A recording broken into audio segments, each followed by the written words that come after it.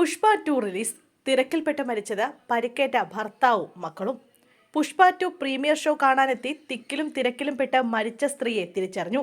ഹൈദരാബാദ് ദിൽഷുഖ് നഗർ സ്വദേശിനി രേവതിയാണ് മരിച്ചത്. 39 വയസ്സായിരുന്നു. ഭർത്താവ് ഭാസ്കറിനും മക്കളായ തേജിനും സാൻവിക്കും ഒപ്പമാണ് സിന്ധ്യ തിയേറ്ററിൽ രേവതി പ്രീമിയർ ഷോ കാണാനെത്തിയത്. തിക്കിലും തിരക്കിലും പെട്ട രേവതി ബോധരഹിതയായി നിലത്ത് വീഴുകയായിരുന്നു. ആളുകൾ രേവതിയുടെ പുറത്തേക്ക് വീണതോടെ നില ഗുരുതരമായി. രേവതിയുടെ ഒപ്പമുണ്ടായിരുന്ന മകൻ തേജും ബോധം കെട്ടു വീണു. ആശുപത്രിയിൽ എത്തിച്ചെങ്കിലും രേവതിയുടെ ജീവൻ രക്ഷിക്കാനായില്ല. തേജിന്റെ ആരോഗ്യനില നിലവിൽ തൃപ്തികരമെന്ന് ഡോക്ടർമാർ അറിയിച്ചു. പരിക്കേറ്റ രേവതിയുടെ ഭർത്താവ് ഭാസ്കറും മകൾ സാൻവിയും ചികിത്സയിലാണ്. ഏതാനും ദിവസങ്ങൾക്ക് മുമ്പാണ് പുഷ്പ 2വിന്റെ അഡ്വാൻസ് ബുക്കിംഗ് ആരംഭിച്ചത്. ലോകമാകെ 12,000 സ്ക്രീനുകളിലാണ് റിലീസ്. കേരളത്തിൽ 500-ലേറെ സ്ക്രീനുകളിൽ ചിത്രം റിലീസ് ചെയ്യുന്നുണ്ട്.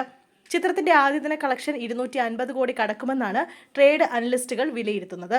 സുകുമാർ സംവിധാനം ചെയ്യുന്ന ചിത്രത്തിൽ അല്ലു അർജുന് പുറമെ രശ്മിക മന്ദാന, ഫഹദ് ഫാസിൽ തുടങ്ങിയ ഒട്ടനവധി താരങ്ങൾ അണിനിരക്കുന്നുണ്ട്.